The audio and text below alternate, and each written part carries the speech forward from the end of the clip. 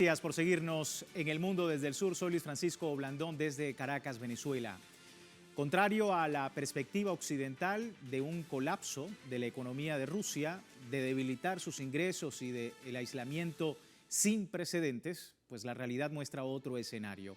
En 3 años este país experimenta un crecimiento de 9,7%, una cifra mayor a la de cualquier economía europea y logrando resolver el problema de la inflación, que al final del año será de 5,7%, una conducta resiliente, el impulso de la reorientación comercial, la integración en bloques como la Unión Económica Eurasiática y el Grupo BRICS, pues con ello la Federación Rusa no hace más que adaptarse a las condiciones externas, mantenerse como un actor clave en el mercado energético internacional. Vamos a analizar este crecimiento pese a la incesante pero ineficaz presión de países europeos, las tentativas del bloque para apoderarse ilegalmente de activos rusos congelados. También está el tema de la fortaleza de la cooperación, factor muy importante. Hoy por hoy Rusia se erige como el mayor socio comercial de China y que efectivamente se ha visto reflejado en estos datos que presentamos.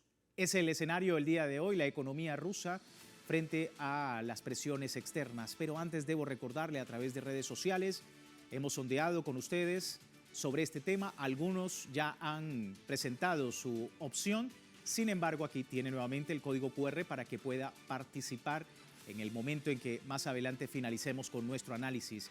Ahí está la pregunta. Crecimiento económico de Rusia, 9,7% en los últimos 3 años, mucho más que países europeos. ¿Cómo explicar este fenómeno pese a las sanciones occidentales?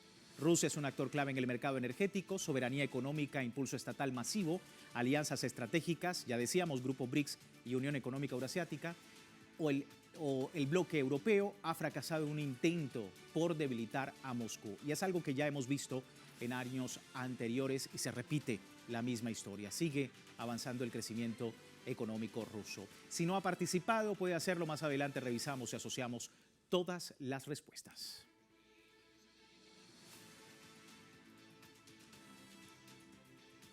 Bien, allí presentado el tema, vamos de inmediato al análisis. Me acompaña en la distancia Ana Teresa Gutiérrez del CIDE, investigadora internacionalista de la Universidad Autónoma Metropolitana desde México. Ana, qué gusto nuevamente tenerte con nosotros. Bienvenida. Muchas gracias, Luis Francisco. El gusto es para mí.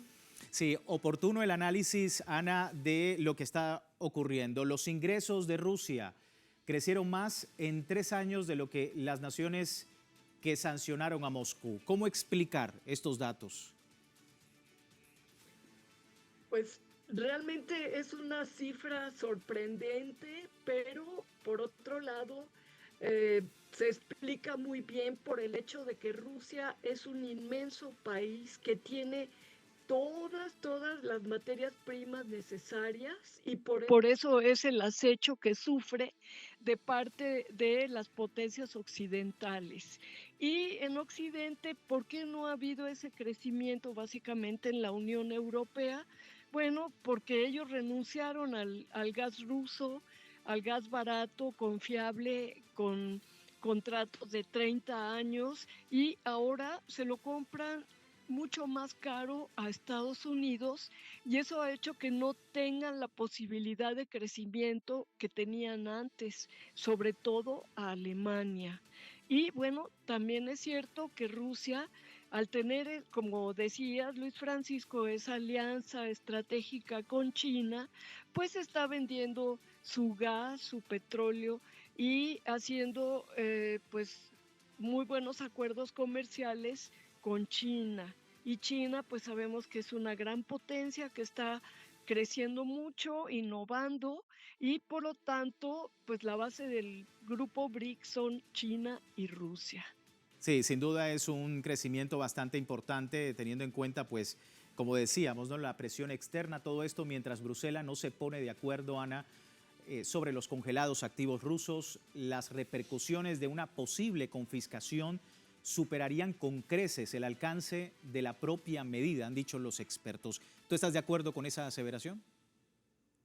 Ay, sí, porque bueno, es verdaderamente sorprendente también el hecho de que quieran utilizar el dinero que Rusia, confiando en el sistema bancario occidental, depositó y ahora quieran usarlo en contra de la propia Rusia para seguir la guerra de Ucrania, de Zelensky contra Rusia. Entonces, pues verdaderamente es algo que tendría enormes consecuencias y por eso, a pesar de que estaban decididos a utilizar esos recursos, decidieron, al ver las consecuencias legales que esto podría tener, decidieron abstenerse. Sí, bueno, y ante el robo de activos rusos, el propio presidente Vladimir Putin advertía sobre las graves consecuencias a la Unión Europea y, bueno, de estos activos que pretenden utilizar para financiar la guerra contra Rusia. Vamos a escuchar lo que decía el presidente de Rusia, Vladimir Putin. El robo es la apropiación encubierta de bienes, pero en este caso intentan hacerlo abiertamente. Eso es un robo. Pero ¿por qué no pueden llevar a cabo este robo?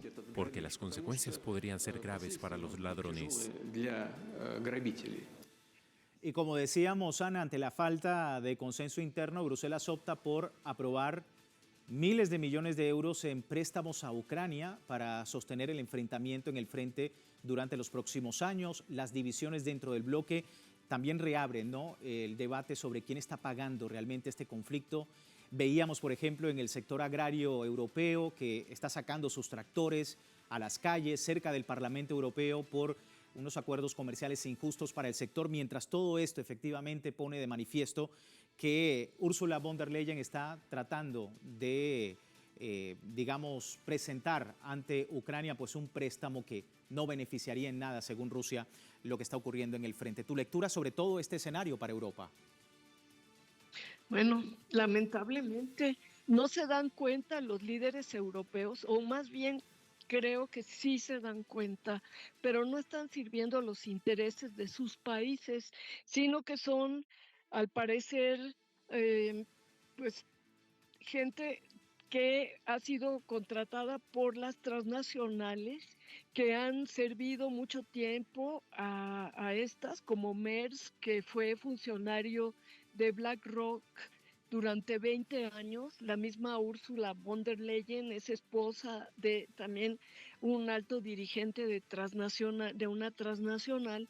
Entonces ellos están sirviendo a los intereses de estos enormes transnacionales y olvidando sus propios países, y quien está pagando el costo de todo esto es la población europea, que está sacrificada y la van a sacrificar aún más, no solo con el gas que ya están pagando, como decía, mucho más caro a los estadounidenses, sino que ahora mucho del estado de bienestar que ellos gozaban, que tenían en salud, en educación, se va a ver mucho más mermado si es que no desaparece por estarle mandando estas cantidades de dinero a un régimen que ya no es válido, que ya terminó el tiempo de Zelensky como presidente y que están deseosos de seguir adelante con esta guerra que no le va a traer nada bueno a Europa,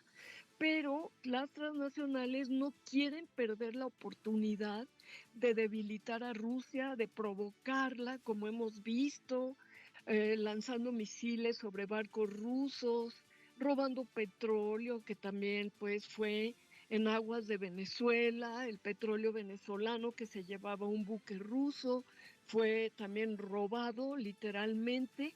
Entonces, todo esto se hace a favor de esas enormes transnacionales que quieren construir el Estado mundial en donde pues los intereses comerciales prevalecerían sobre los estados-nación, y tanto Rusia como Venezuela están en este momento pues ante estos intereses tan despiadados de las grandes potencias, pero están resistiendo muy bien. Y por eso los europeos realmente están librando, las élites, mejor dicho, las élites europeas, están librando una guerra que tarde o temprano va a perjudicar aún más a sus pobladores y no tienen en cuenta el interés nacional ni a sus estados-naciones.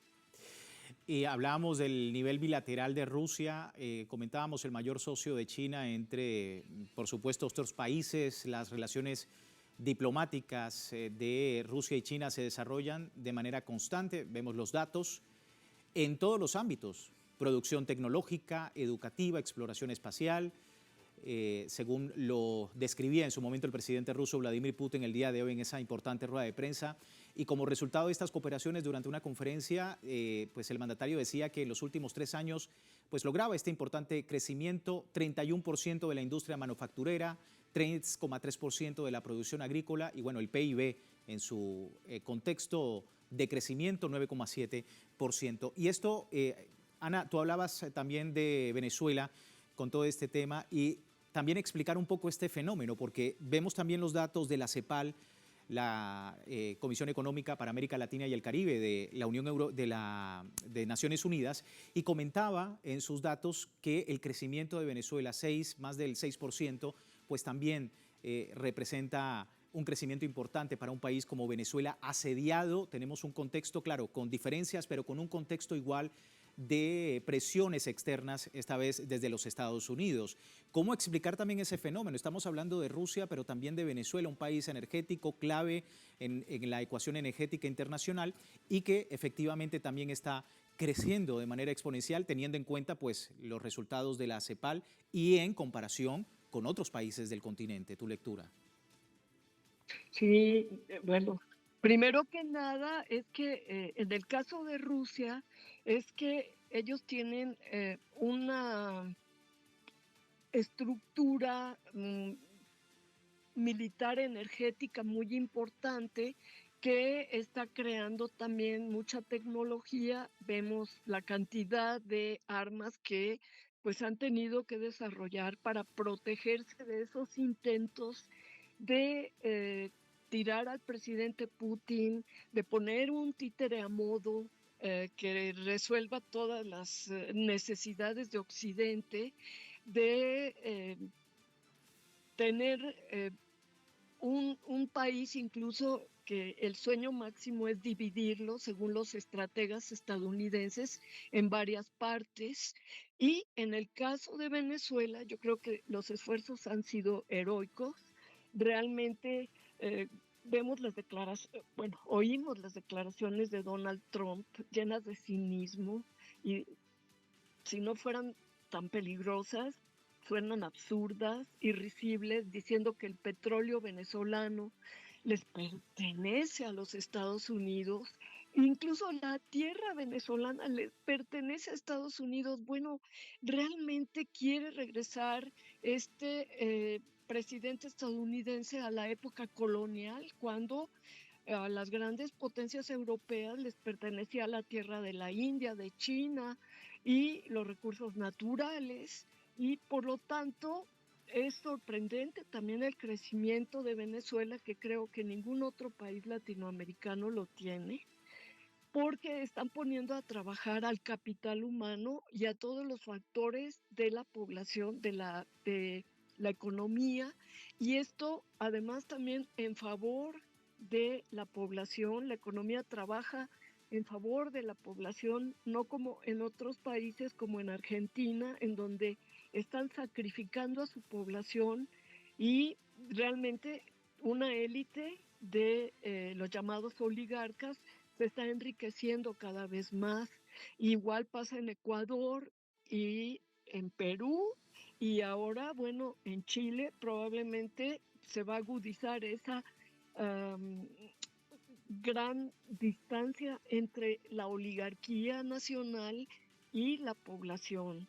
Entonces, en el caso de Venezuela, es una resistencia heroica, admirable, y que pues yo en lo personal deseo que siga adelante y que muy pronto estas ambiciones neocoloniales de Donald Trump queden muy atrás. Afortunadamente Venezuela ha tenido la buena decisión de tener aliados estratégicos como Rusia, y China, y esto está disuadiendo de una acción que costaría muchas vidas y un derramamiento de sangre terrible que no merece el pueblo venezolano y que lo está sopesando cada vez más Donald Trump, representante de la oligarquía financiera internacional.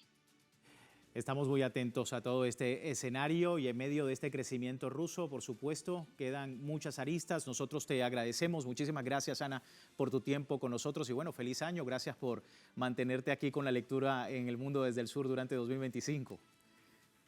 Gracias, Luis Francisco, igualmente. Felicidades a toda la audiencia. Gracias. Ahí teníamos a Ana, por supuesto, Ana Teresa nos comentaba precisamente sobre lo que ha sido este importante incremento en la economía de Rusia y cómo efectivamente su resiliencia ha permitido pues, seguir creciendo con más del 9% en los últimos 3 años. Vamos a despedir la primera parte del programa y le recuerdo, tiene tiempo de participar en la encuesta que hemos publicado en nuestras redes sociales. Al final de nuestra misión analizamos los resultados. Por lo pronto, breve pausa, ya regresamos.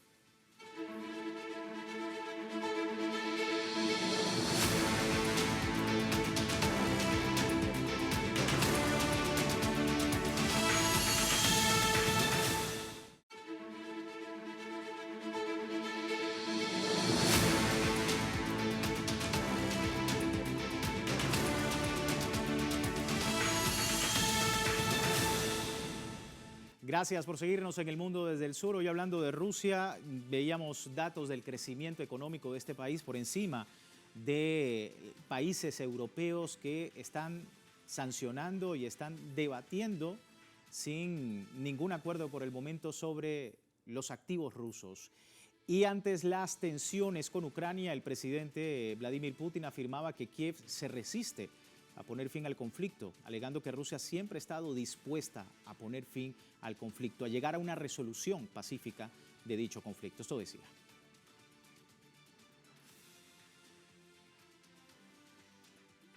Y ahora, de hecho, se niegan a poner fin al conflicto por medios pacíficos. Sin embargo, percibimos y conocemos ciertas señales, incluso del régimen de Kiev, de que están dispuestos a entablar algún tipo de diálogo. Lo único que quiero decir es que siempre lo hemos dicho también. Estamos dispuestos a resolver el conflicto por medios pacíficos, basándonos en los principios que expuse en junio del año pasado en el Ministerio de Asuntos Exteriores de Rusia, y siempre que se eliminen las causas que llevaron a esta crisis. Vamos al análisis. Me acompaña Fernando Esteche, director general de PIA Global, doctor en comunicación social, profesor de relaciones internacionales, también profesor de historia contemporánea de América Latina. Fernando, qué gusto tenerte. Muchísimas gracias por tu tiempo con la audiencia. No, el gusto es para mí estar con ustedes. Bueno, Putin reitera, Fernando, una solución pacífica al conflicto ucraniano bajo condiciones estructurales y condiciones planteadas por Moscú para un acuerdo político que, dice Putin, siguen vigentes. ¿Tu lectura sobre este escenario y, bueno, la respuesta de la Unión Europea también? Bueno, lo de Putin, hice un discurso hoy de cerca de 4 horas, me parece que es una puesta en escena y en evidencia de una fortaleza política formidable en el marco de un país que todo anunciaba desde el relato hegemónico de Occidente que a esta altura hubiera estado en absoluta decadencia. Está mostrando, como bien dicen ustedes, índices de crecimiento económico, si bien hay un desaceleramiento muy puntual, muy chiquito en las proyecciones de este año, que tienen que ver con justamente garantizar el pleno abastecimiento a las exigencias de la guerra. Y hoy yo me parece que lo que está planteando Putin desde una posición, insisto, de absoluta fortaleza, coincide incluso con una debilidad penosa de parte de Europa en esta pretensión de incautar y trabajar con los activos congelados para financiar a Ucrania, cosa que no pudieron hacer. Es decir, en su propia decadencia Europa ni siquiera puede ponerse de acuerdo en este tipo de robos o saqueos como lo ha caracterizado el propio presidente Putin sobre los activos rusos. Me parece que está en un momento donde reafirma lo que planteó en junio de este año, que es lo que viene planteando desde la propia operación especial, en una posición de fortaleza, planteando lo que es el mantenimiento de la integralidad territorial de Federación Rusa, que incluye los territorios anexados por propia voluntad de los pueblos de Donetsk, Donbass, Zaporozhye y demás.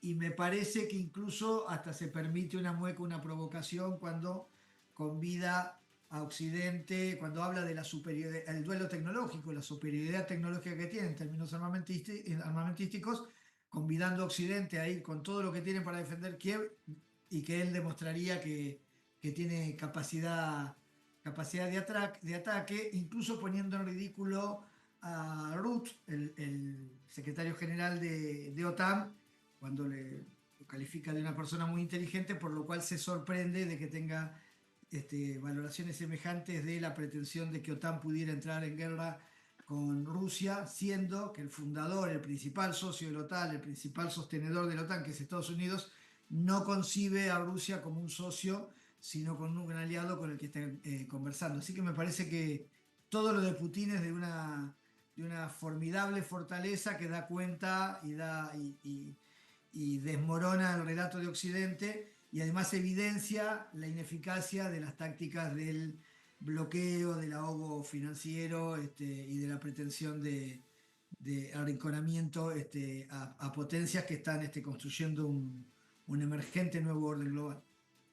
Y ante este escenario, Lavrov, sobre el diálogo con Ucrania, mencionó: Europa no tiene que ayudar, mejor que no estorbe, ¿no?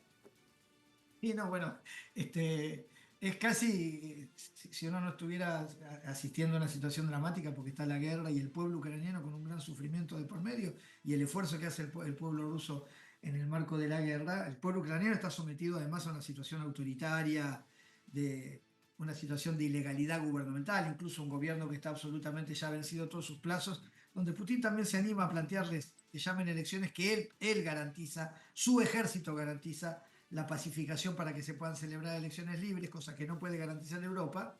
Fíjate si eso no es fortaleza.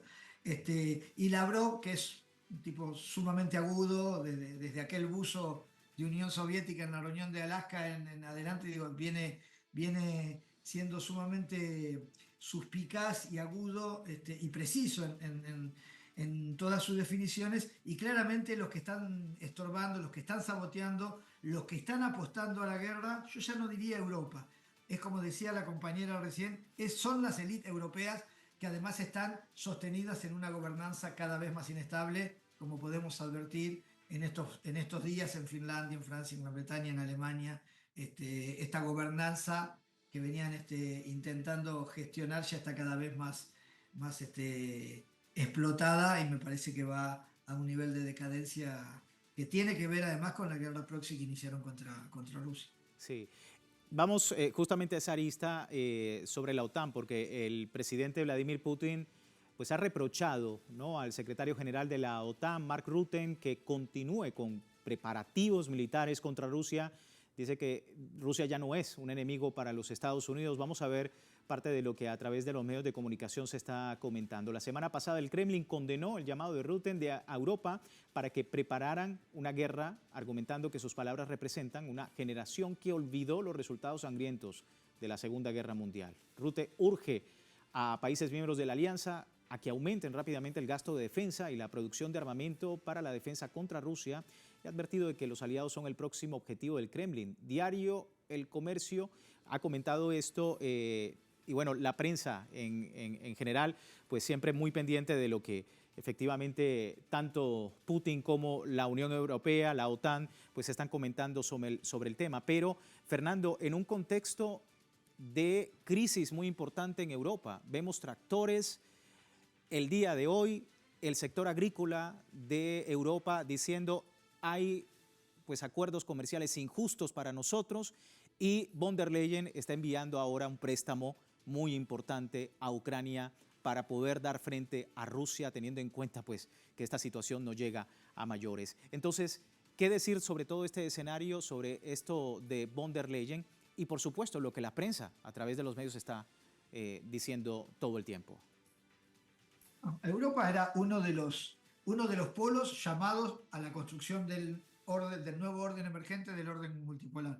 Lejos de haber asumido ese rol, se embarca en una guerra proxy contra Rusia y termina sepultando sus propias expectativas de crecimiento y desarrollo. Un continente con una población envejecida, un continente con una suerte de invasiones bárbaras a partir de los desplazados y los migrantes, un continente cuya élite persiste en seguir sumergiéndose en como vos bien señalabas en la pregunta, una economía retraída y en decadencia que asume cada vez mayores compromisos financieros a los que no podrá hacer frente. Lo de Europa es, si hubiera que hablar de ganadores y perdedores, si bien en la guerra todos pierden, lo de Europa es el gran perdedor de esta guerra proxy en Ucrania, donde lejos de elegir su propio desarrollo en beneficio de sus pueblos, ha elegido haber sido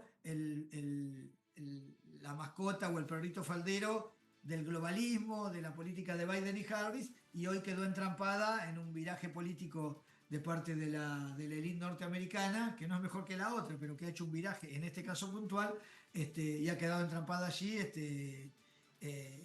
Y yo te diría que de las regiones del mundo es la única región del mundo que no tiene índices de crecimiento y que está en franca decadencia y que nada avisora que pueda revertir eso en el corto y mediano plazo.